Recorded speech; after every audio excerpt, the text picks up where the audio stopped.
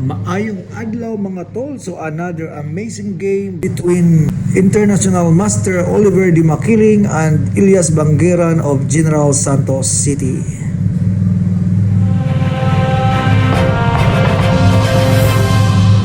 Biyaherong Arbiter.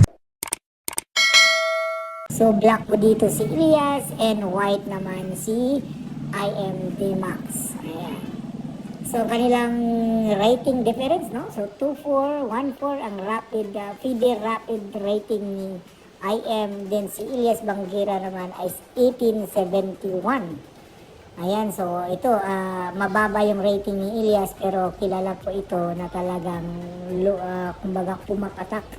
Kumbaga hindi ito natatakot sa mga master. Tsaka ito tawag nila talagang master caliber din na player po ng General Santos City.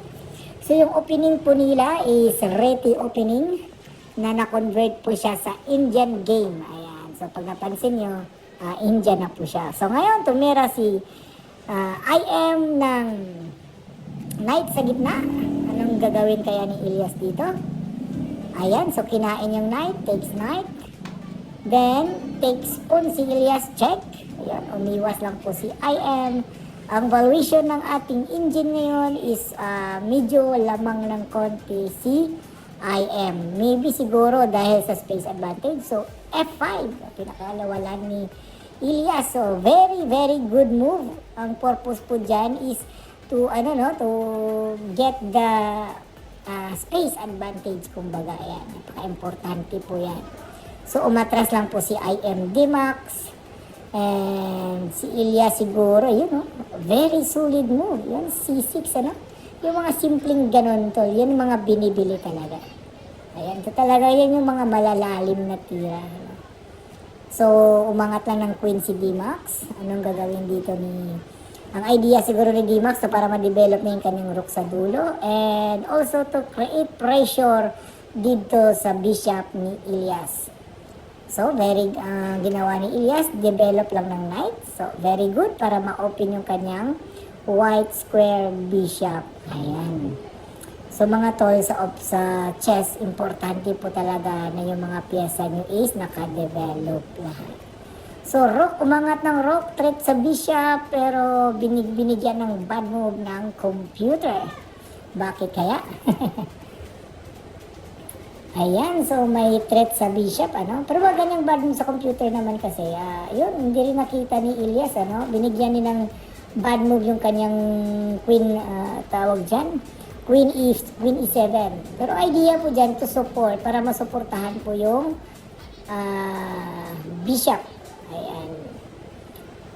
Ayun, dinevelop na po ni IM yung kanyang another rook. So, yung rook niya, nakakonect na sa, sa F-file.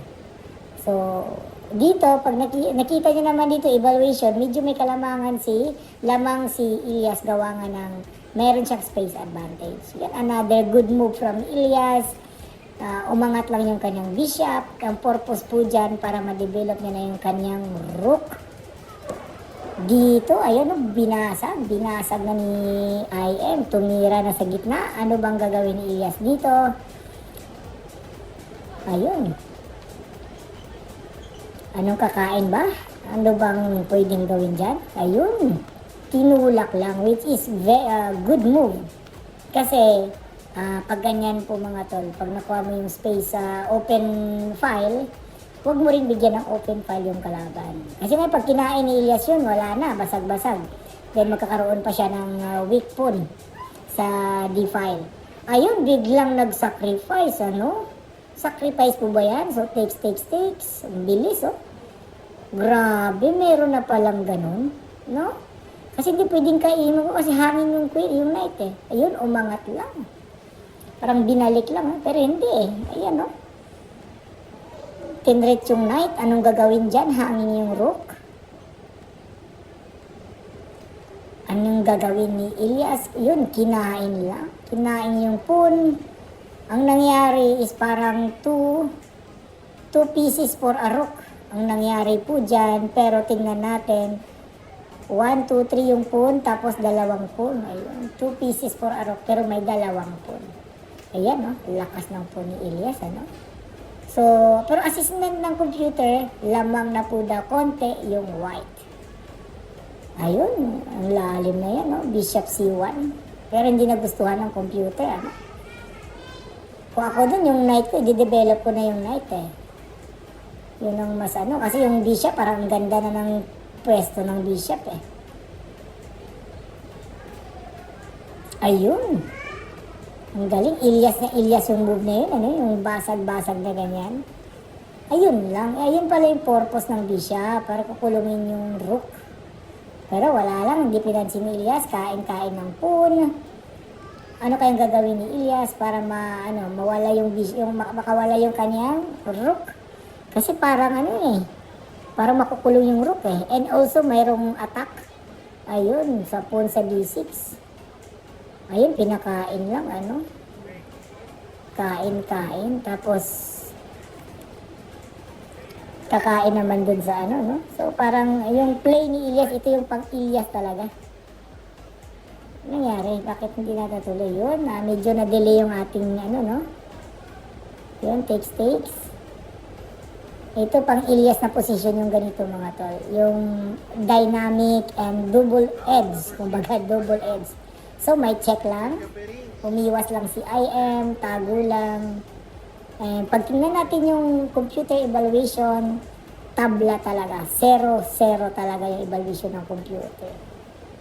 Ayun, tinulakan lang. Threat yung knight. Anong gagawin ni IM? Saan kaya pupunta yung knight ni IM, Ayun, bumalik ulit.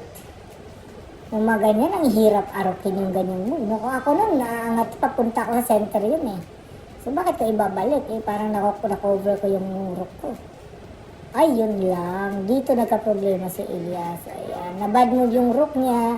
Then, doon pala, iikot pala si IM. Doon siya sa white square po pwesto. Yung knight niya, kasi mas doon. Kasi may pawn. Yung weak yung pawn sa C-file ni Ilyas. Parang yun ang hahabulin ni IM. Another bad move from Ilyas. Yung rook niya attack sa bishop, pero bad move pala yan. Another bad move. Yun, natumbukan ni IM yung tira. Simpleng bishop C7 lang. Ayun, so medyo lumamang na masyado dito si IM. Masyado ng laking lamang. +3 na. Wala, rock lang si Ilyas. Kumbaga, defense dun sa pawn kasi mapipitas yung pawn niya, sa G5. So, sinuportahan ng rook. Ang ginawa ni IM yun. Tendret ng bishop yung rook ni Ilyas. Yun, parang dito, biglang gumanda yung forma ng white, Murag nakasulod. Kalit lang nakasulod, eh. Nakapenetrate bigla, eh. Ayun, umatras si Ilyas. Walang magawa. Parang gumanda bigla yung forma ng white. Pero hindi pa naman masyado pang So, ayun. Puspon, talagang kumbaga sa gilansang naging ang bishop. Di na matanggal ang bishop. Di na matangtang kay gilansang naman. Ayun. So, na-realize siguro ni Ilyas, endgame na ito, kailangan yung king ko papuntang center na. Activate the king. So, napakagandang realization yun galing kay Ilyas. So, yun, kaya nakita ni IM, mayroong pin. Kasi yung king is nakatutok sa rook. So, sinamantala ni IM yun, na itulak yung kanyang weak pawn. So, si Ilyas talagang pasugod, hindi natatakot, Kung tanawon mo, murag mamati na si Ilyas, pero wala, Yan talaga, grabe. Talagang master caliber talaga to si Ilyas. Ayun, na bad move doon si IM. Tumira ng rook, ng king. So, na bad move siya doon. Anong gagawin ni Ilyas? Ayun, na bad move din si Ilyas ulit, Kasi ang idea naman yan, very human yan. Yung idea dyan, isaangat doon sa second file para makapag-check doon sa king. So, which is a very good idea naman. So, takes ayun lang. Doon nagkamali si, biglang bumalik yung ating evaluation sa tabla, 0-0 na naman ulit. Ayun, biglang na 0-0, ano? Kasi nabuhay yung dalawang rook ni Ilias. Yun lang problema dito. Biglang nawala yung napakalaking kalamangan ni IM Dimax. Ayun, may threat dito si Ilias na rook check. And mas keyword po yun or mapin yung kanyang knight. Ayun, dun bumigay si IM. Biglang umangat si Ilias ng 3 points. Ayun lang. Yun, makikita ba? Yun, tama yung tira ni IM, no? Yun, hindi pa pala ganyan. Pwede ba kainin yung yung knight? Parang pwede kainin, pero may open check kasi. May open check sa bishop. Ang ginawa ni Ilias, ayun, another good move from Ilias. Tangin na, pang master yung tira na yan, no? Hindi man lang kinain yung knight. Chinik ulit. So, dito, walang nagawa si IM, bumaba. Ano kayang gawin ni Ilias dito? Biglang bumaliktad, no? Parang ang ganda ng bishop check, oh. Pero, bishop check, ayun. Yun na yung realization ni Ilias. Ito, pang Ilias talaga yan. Pag nakikita kasi ni Ilias na ganyan yung play niya, eh. Ayan yun ang masyadong complicated. Pero dahil doon, biglang bumalik na naman sa tabla yung laro, ano? Nakaka-excite yung ganito. Yun, tinikman ni IM yung, pinitas ni IM yung pawn. Hindi man lang natakot. Yun, check. Yun, mali pala yung check na yan. So, bumalik na ulit sa 0-0 naman yung evaluation ng ating computer. Ay, nako. Sakit sa ulo. Yun, a very good move yung bishop na yan, ano? Ayun, gustuhan ko yung bishop na yan. Parang pupunta yan sa sa F3. Kasi yun yung way na para ma-arrest mo yung yung knight. Yun, na inagapan ni IM. Alam ni IM pupuntang F3. So, inunahan na ni IM. So, ano kayang gagawin dito? Si Ilias, ayun, tinututok lang, nilalapit lang yung pyesa sa king ng kalaban. Ang idea po dyan, para hindi makapush yung pawn. Kasi yung rook, baka biglang i-push yan, eh. Hindi, makwin pa. Ayun, so bishop lang si IM. So tabla-tabla pa rin yung evaluation ng ating computer is drawish pa rin, 0-0. Ang gagawin ni Ilias, ayun, tinret yung bishop. So kakainin, magkakaroon ng opposite colored bishop. So tabla pa rin, so 0-0. So may treat sa bishop. Ayun, iniiwas ni IM. So nagpupumilit dito si IM, no? Kasi IM siya, hindi siya pwedeng mag-draw. Parang si Ilias, parang okay na sa draw, eh. Pero hindi, umiwas si IM. Pero ganun pa rin, halos pa rin, 0-0 pa rin yung evaluation. Yun lang. Ang galing na depensa yun, akala ko parang pin, eh. Pero may depensa pala dun sa ilalim. Yung problema lang, yun, napitasan ngayon si IM. Pero still, the position is still, ang evaluation ng computer is tabla pa rin. Draw pa rin. Okay, anong gagawin mo dito ngayon, paring Ilias? Pero kung ako dito, pipiliin white or black. Gusto ko yung black. Mas madaling i-play yung black. Ayun, another bad move from IM. So, mali pala yung ganyan. Kahit ako, yan din ang gagawin ko, eh. Parang, parang threat sa rook. Pero mali pala yan. Pasensya na mga to, medyo gumalaw yung camera kasi parang dito panic time na sila, eh. Nagtutumbahan na yung pyesa. Yun, dito may threat si Ilias doon, umikot, check. Anong gagawin? Tabla pa rin, tabla pa rin yung evaluation. Medyo gumulo ang camera kasi may nag-claim yata ng kasi parang infringement si Ilias. Yun lang, biglang bumigay si IM, baka na-disturbo dun sa arbiter, Biglang bumigay, 7 points na, biglaan, mali pala yun. Kasi wala, eh.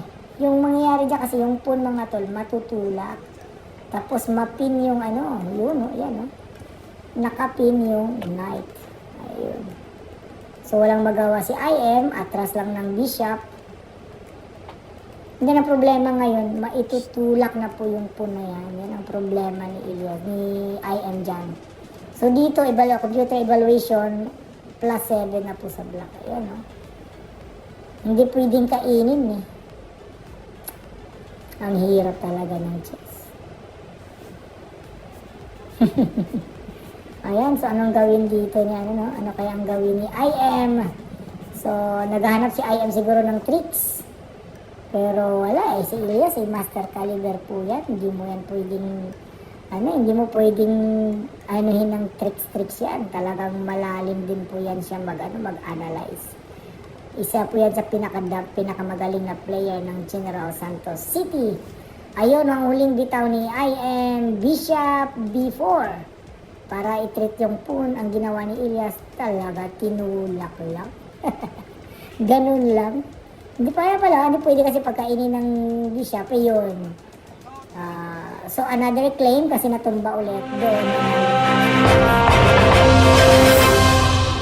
Biyaherong arbiter.